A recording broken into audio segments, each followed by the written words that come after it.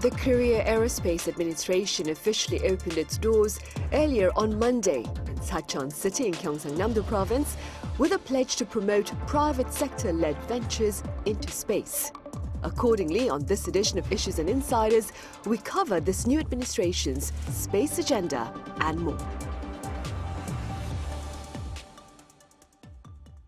Welcome to Issues and Insiders. It's Tuesday here in Korea and I'm Sunhee. President Yoon Suk Yeol spoke of setting up a new space agency here in Korea back in November 2022. Well, that plan became a reality starting this week, and for more, I have Kang Sung-Ju, an astronomer, live on the line. Sung-Ju, Dr. Kang, welcome. Thank you for joining me. I also have Kwon Soa with us. Soa, it's good to have you here. Happy to be here, Sunny, as always. Right then, let's start in the studio. Soa, let's begin with some information about the mission of this new space administration. Well, we will be hearing the acronym KASA a lot from now on, which stands for Korea AeroSpace Administration. And probably many people will automatically think of NASA. Well, this is Korea's version of NASA. Korea on Monday launched its first public agency entirely dedicated to the space industry with an ambitious goal of becoming a powerhouse in this field. Sacheon City in Gyeongsang-namdo Province is home to the new establishment. KASA's four main roles can be divided into setting up national aerospace policies, carrying out R&D and fostering talents in the space sector, promoting industry and international cooperation. These duties before were scattered across different ministries and bodies, but now KASA will comprehensively take care of them.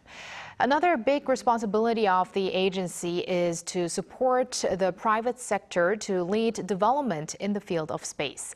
So far, Korea's space projects have mainly been led by the government. The creation of KASA was a campaign pledge by President Yoon Suk Yeol, who has been continuously calling on greater investment and efforts in space-related programs. The administration was built under a special law passed by Parliament in January. 758.9 billion won, or roughly $556 million US, have been set as a budget for KASA this year. The agency is looking to foster more than 2,000 space-related companies and generate some 500,000 new jobs. And eventually, Korea is aiming to become one of the top 5 space powerhouses in the world, currently ranking 7th. But they say that there is a big gap between the top 6 and Korea. Right. And against that backdrop then, speaking within your capacity as a space pundit, Dr. Kang, what would you say is the significance of this latest establishment? The establishment of the Korea AeroSpace Administration, as known as KASA, is a huge step forward for Korea's space ambitions. It shows that Korea is very serious about being a leader in space technology and exploration. KASA will be the central point for coordinating all space activities, making sure efforts are not wasted and the resources are used efficiently. It will also set the strategic directions for Korea's space project, from launching satellites to exploring deep spaces. KASA will bring together academia or industry and government to create an environment where the innovation can flourish. In the long term, KASA is expected to boost Korea's tech capabilities, grow the space industry to stimulate the economy, and improve the national security, such as advanced satellite technology. Right. And before we advance any further with regard to the mission of KASA, so could we take some time now to look at some of the remarkable advances that Korea itself has been making in space exploration? Sure. Nuri and Danuri are the key projects that describe Korea's most recent success in the space industry. And behind these cute names are landmark achievements. In June 2022, Korea proudly deployed a satellite into orbit with its home homegrown three-stage space rocket Nuri, or the Korea Space Launch Vehicle 2. This was the milestone that made Korea the 7th country in the world with its own launch vehicle that is capable of carrying satellites weighing over 1 ton. Weeks after, in August 2022, the nation's first unmanned lunar orbiter Danuri was successfully launched as it entered its target orbit of the moon. It completed its long-distance data transmission tests and sent texts, images, and videos from outer space. Of course, there were trials and errors throughout the years, but given that Korea's space development takeoff just dates back to the early 1990s, significant progress has been made over the past 3 decades. So let me name a few more key events. In 1989, the government-led Korea AeroSpace Research Institute was launched, marking the beginning of Korea's research and development in the aerospace industry. 1992, the first satellite, the Korean Institute of Technology Satellite 1 or A, was launched, and it also went by the nickname 우리 별 or Our Star. And the next one that I want to mention is very familiar. The name Arirang 1 was the first Korean multi-purpose satellite that was launched in 1999. 10 years later, Korea opened the Naro Space Center in Kohung, and the 2000s really was when the space technology and development here in Korea started to speed up. Right, indeed. Moving forward then, Dr. Kang, the inaugural head of the Korea AeroSpace Administration, Yoon Young-bin, has highlighted the importance of a private sector-led space campaign. What are your thoughts on this initiative, and what tasks need to be tackled to make this a reality? Honestly speaking, I'm totally on board with the new administrator, the Yoon's focus on private sector-led space exploration. Historically, history has shown that the private sector is great at driving innovation and efficiency, often achieving incredible things at lower cost than government programs. To make this happen, there are a few key tasks to tackle. The first one, what I think is we need a strong legal and regulatory framework that encourages private investment in space while ensuring the safety and international compliance. Second, we should foster entrepreneurship through the grants or subsidies and tax breaks to get the startups and small businesses into the space industry. Next, the public-private partnership can leverage the government resources and expertise while allowing the private companies to innovate and take the risks. So we also need to build the infrastructure like a launch site and testing facilities such as Japan. Japan has the infrastructure for private sectors like a launch site. So finally, what I'm thinking is promoting the collaboration between the private sector and the research institution runs by the government can speed up the technological advancement and commercialization of the new space technology. Right, I see. Good to know then. Meanwhile, so what can you tell us about the makeup of the Korea AeroSpace Administration? Who are the people set to lead this new entity? Around 110 employees have kicked off their duties at KASA with its launch, but more will be hired. So the currently set number is 293 employees in total. The inaugural chief or administrator of the agency, who we just talked about, is Seoul National University Aerospace Engineering Professor Yoon Young-bin. He has been appointed by President Yoon Suk Yeol last month. Referring to KASA as a dream of many people involved in the aerospace sector, Administrator Yoon expressed his excitement as well as heavy responsibility on the agency's opening day on Monday. He described the establishment of the agency as an, quote, important stepping stone in leading Korea to become a full-fledged space economy powerhouse. Now, other significant figures who will lead the new body are John Lee, a retired senior executive from NASA with some 30 years of experience at the U.S. Space Agency, who will be in charge of research and development programs, and No Kyung-won, a senior official at the Ministry of Science and ICT, who's taking the role as KASA's deputy administrator. Among others working at the new agency are public officials from the Science Ministry and experts from various space-related institutions. KASA is now expected to fill the rest of the roughly two-thirds of spots in earnest, with heads of some crucial divisions yet to be hired. Right, so those are the people who are poised to lead the Korea AeroSpace Administration. And that being said then, Dr. Kang, what efforts do you suppose should the entity seek to make to ensure its competence and productivity? For KASA to be competent and productive in this multi-pronged approach, first and foremost, attracting the top talent is the key, I think. This means offering a competitive pay, which is working on as assigned right now, and continuous professional development to bring in the best scientists or engineers or administrative staff. Partnering with the leading universities to create a pipeline of skilled graduate students can support this. Second, KASA should invest heavily in R&D to stay at the cutting edge of the space technology.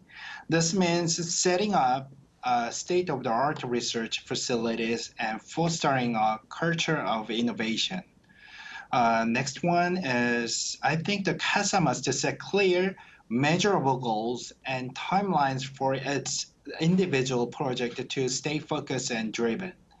Implementing a project management system for regular review and adjustment can keep project on the track. So securing adequate and stable funding is also crucial, definitely, which may involve advocating for more government funding and exploring alternative sources like an international partnership and private investment.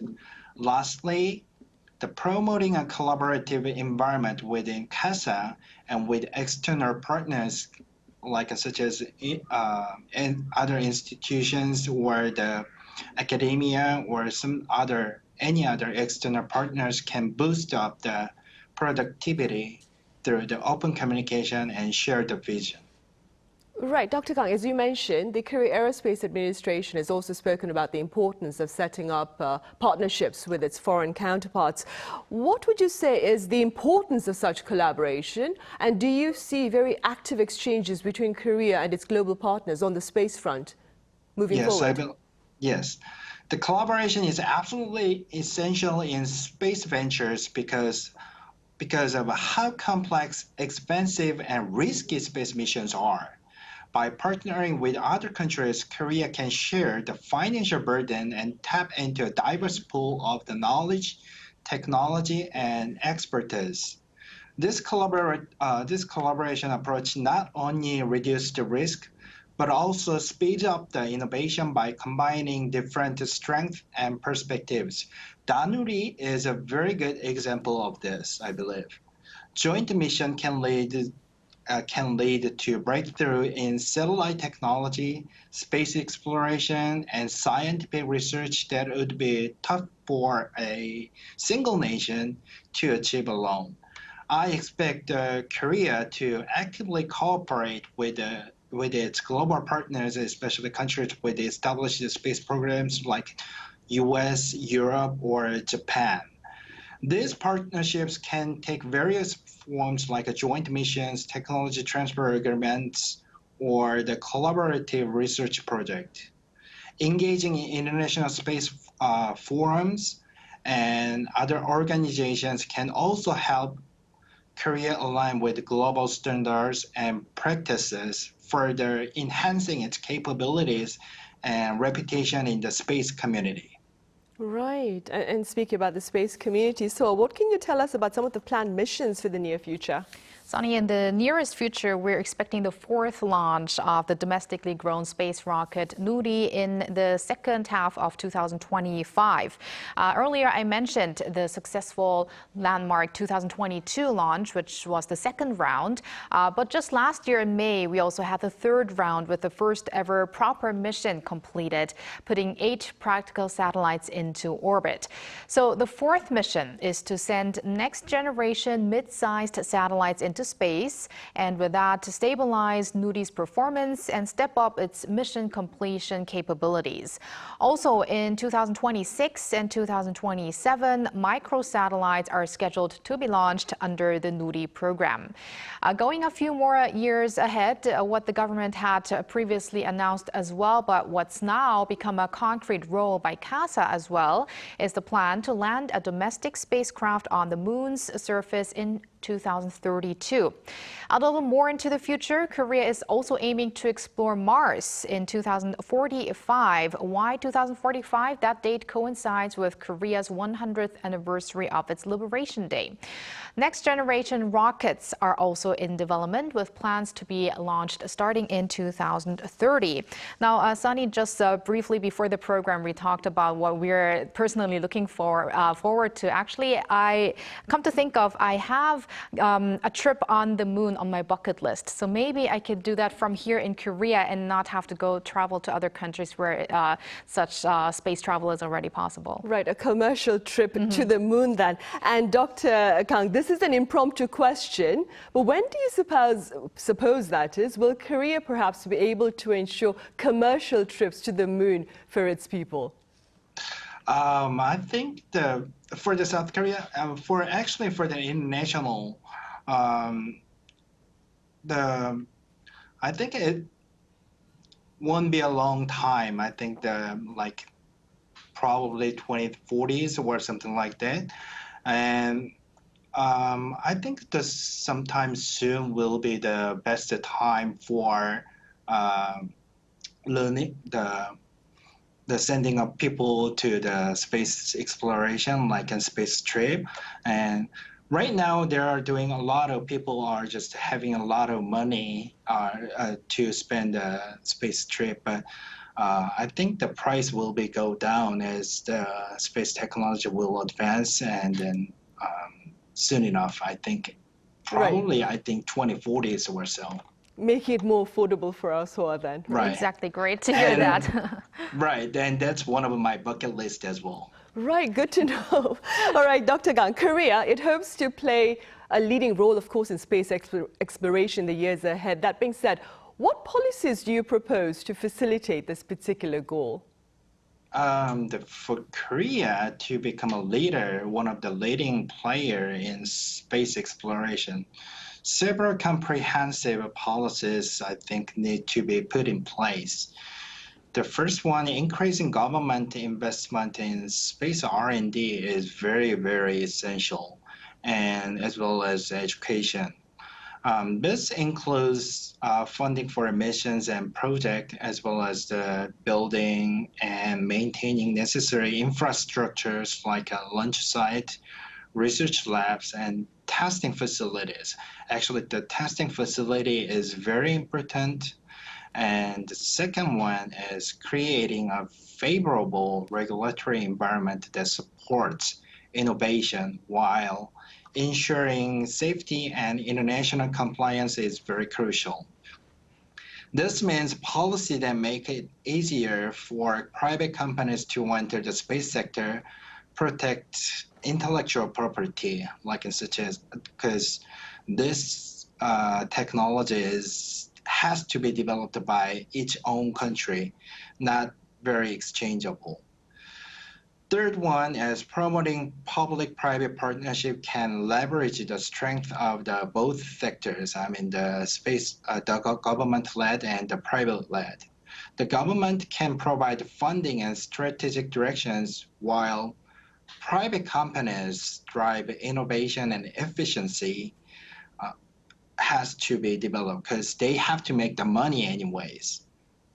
So investing in education and workforce development is also very vital. This includes promoting a STEM education at all levels, not only for the students' levels, but all levels, providing scholarships for space-related studies, and offering the training programs to develop skilled workers, and so on. Finally, engaging in an international collaboration and actively participating in global space initiative will help, I think, the Korea access new technologies and share the best practices and build its reputation as a reliable and capable partner in space exploration, I believe. Right, of course, to ensure productive and, of course, productive ventures into space then. All right, Dr. Kang, as always, thank you very much for your time and your thoughts. And so here in the studio, thank you very much. My pleasure. Right, well, on that note, we end Tuesday's edition of Issues and Insiders. Thank you for watching. See you same time tomorrow, that is Wednesday.